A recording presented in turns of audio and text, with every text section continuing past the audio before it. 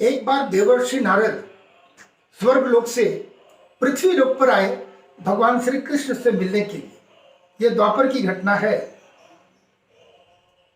साथ में देवर्षि नारद के हाथ में एक पारिजात का पुष्प जो कि स्वर्ग से लेकर आए थे और भेंट स्वरूप भगवान श्री कृष्ण को उन्होंने प्रस्तुत किया। भगवान श्री कृष्ण उसे स्वीकार किए और साथ में ही बैठी देवी रुक्मणी, स्मरण करा दो, जो कि माता लक्ष्मी की ही अवतार है। माता को भगवान कृष्ण ने वो उनके हाथों पे दे दिया। अति प्रसन्नता के साथ उन्होंने भी स्वीकार किया। कुछ देरी के बाद में जब वो महल के अंदर गए,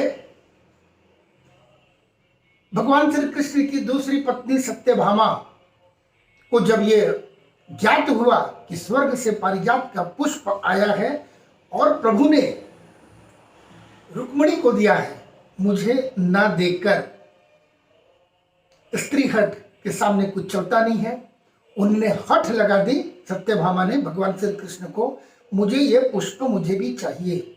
अब पुष्प तो एक है, रानियां दो हैं, किन्हें कैसे दिया जाए। अंततो गत्वा भगवान श्री कृष्ण को एक दूत भेजना पड़ा स्वर्ग में, जो कि इंद्र के द्वारा ये पारिजात का पुष्प उनके सुर कानन वन में, उनके वाटिका में यह लगाया हुआ था। और वहां से पुष्प लाने के बाद जब उन्होंने बातें रखी तो सीधा से मना कर दिया इंद्र ने।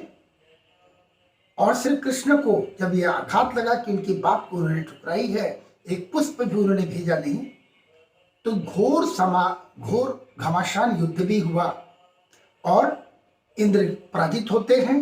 भगवान श्री कृष्ण स्वयं उस पूरे वृक्ष को लेकर पृथ्वी लोक पर आ जाते हैं। इसी कल्प वृक्ष की बात हो रही है जिसे हम पारिजात का पुष्प या पारिजात का वृक्ष बोल रहे हैं, जिसे हम आज कल्प वृक्ष के भी नाम से जाना जाता है। इसके कई नाम हैं, तो पद्म पुराण के माध्यम से हम आपको और भी चर्चा करेंगे। और जब ये भगवान श्री कृष्ण के द्वारा लगाया गया तो आज का जो उत्तर प्रदेश है वहां बाराबंकी जिला है आज का, जहां किंटूर नाम के ग्राम में जो आज भी स्थित है, वो पारिजात का वृक्ष भगवान श्री कृष्ण के द्वारा लगाया गया था। और पांडवों ने माता कुंती के साथ में जब 14 वर्ष के वनवास में थे, अज्ञातवास में, तो उस समय वहां एक उन्होंने मंदिर की स्थापना करी और वहां उस वाटिका में, कुंती वाटिका में बनाकर उन्होंने रहा भी था। ऐसी भी मान्यता है। उसके पहले मैं बता दूं कि आज मैं आपको साक्षात दर्शन कराऊंगा इस वृक्ष का जो स्वर्ग से आया है। दर्शन मात्र भी उसके कई पापों को दूर करता है, कई पाप कटते हैं और भाग्य की वृद्धि होती है। ये आज का आधुनिक युग में आप घर बैठे अपने मोबाइल पे, मैं अभी आपको दर्शन भी कराऊंगा उसके पौधे का, जिसे आप दर्शन मात्र से भी आनंद आ जाएगा और भाग्य की वृद्धि होती है। ऐसी भी मान्यता है कि पारिजात के नीचे, कल्प वृक्ष के नीचे, यदि आप कोई भी किसी प्रकार की मनता करते हैं, मन में मनोकामना लेकर भगवान से प्रार्थना करते हैं, तो आपकी मनोकामना अवश्य पूर्ण होगी। ऐसी भी मान्यता है। यह भी कहा जाता है आप जितने भी क्रांत होकर थक कर आए हैं और कल्प वृक्ष के नीचे थोड़ा समय बैठ जाएं शांतिपूर्वक, आपको तुरंत वहां से थकान दूर हो जाती है और शांति मिलती है। वो भी क्यों नहीं, ये तो भगवान के हाथों का चीज है। इसके कई भी और प्रकार के औषधीय गुण भी हैं, लेकिन औषधीय गुण तो फिर हम विज्ञान पे चले जाएंगे, आयुर्वेद पे चले जाएंगे। अभी हम तो धर्मशास्त्र की बात कर रहे हैं, पद्म पुराण, विष्णु पुराण की चर्चा कर रहे हैं और इस वृक्ष की महिमा की हम गुणगान कर रहे हैं। यही जानना हमें बहुत आवश्यक है। अभी पूरे भारतवर्ष में गिन चुनकर मात्र 3-4 जगह ही ये उपलब्ध है। आज भी रांची में डोरंडा कॉलेज के सामने वहां 2 वृक्ष हैं जिसे वन विभाग ने अपने संरक्षण में मुख्य रूप से रखा है। मान्यता है कि ये कल्पांत तक, यानी जब तक सृष्टि का नाश नहीं होता है, ये वृक्ष कभी भी सूखते नहीं, इसका कभी भी समाप्ति नहीं होती है, कल्पांत तक ये आपको साथ रखता है। इसकी कई और भी बातें हैं। मैं ये भी बताना चाहूँ कि इसको कई नाम से जानते हैं, पारिजात भी जानते हैं, कभी कभी कुछ लोगों का मत इसे हरसिंगार कहते हैं, लेकिन मैं सहमत नहीं हूँ। ये कल्प वृक्ष, कल्पतरु, जो कि देवलोक का एक वृक्ष है। और यह भी बताना आवश्यक है कि जब देव और असुरों का संग्राम हुआ और वहां जब समुद्र मंथन किया गया तो सर्वप्रथम विष निकला, जो कि हमारे महादेव वो स्वयं हलाहल पान किया, नीलकंठ हो गए। उसके बाद 14 रत्न निकले एक एक करके, उसमें एक कल्प वृक्ष भी है। वही कल्प वृक्ष की अभी मैं आपको दर्शन कराऊंगा, आप थोड़ी प्रतीक्षा करें। और इनको कई नाम से जानते हैं, पारिजात, कल्प वृक्ष, कल्पतरु, कल्पद्रुम, कल्प पादप, कल्पद्रु, कल्पलता, कामतरु, सुरद्रुम, कल्पशाखी, कल्पसाल, देवतरु, कल्पविटक, अमर पुष्प, इतने नामों से जाना जाता है, जिसके वनस्पतिक नाम है ओलिया कुस्पिडाटा। इसे ये वनस्पतिक नाम है, इस नाम से भी इसे जानते हैं। ये कई तरह की इसमें और भी कथाएं हैं और ये बहुत बड़ा 70 फीट तक ऊंचा हो सकता है। इसके तने का व्यास 35 फुट तक हो सकता है, जबकि 150-150 फुट तक इसके तने का घेरा हो सकता है। 2,500-3 हजार साल तो यूं इसके कई जो अभी तक लोग देखे हैं।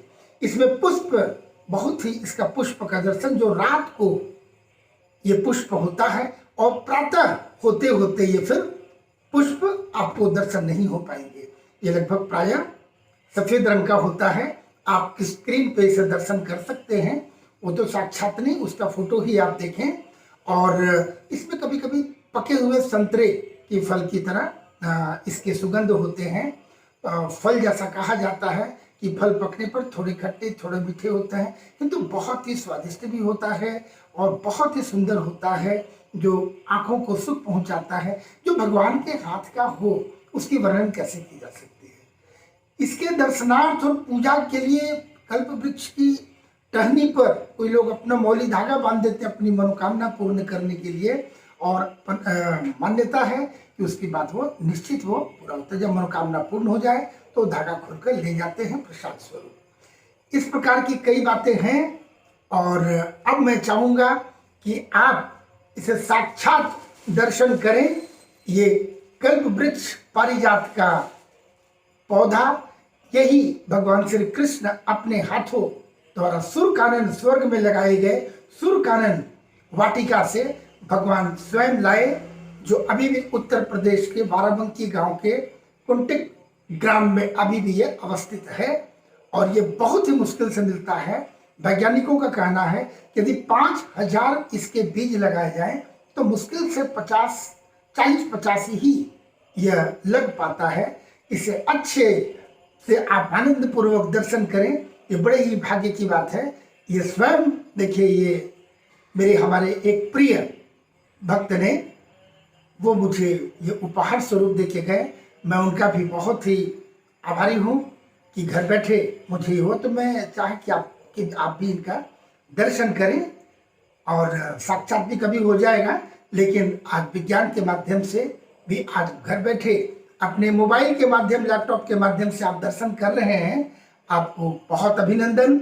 और साथ ही साथ मैं चाहूँगा कि यदि कहीं मिले तो आप भी अपने छत में, आंगन में या कहीं भी लगाएं। इनके दर्शन मात्र ही कई प्रकार के पापों को नष्ट करता है और भाग्य की वृद्धि होती है। अत्यंत ही आनंद का विषय है।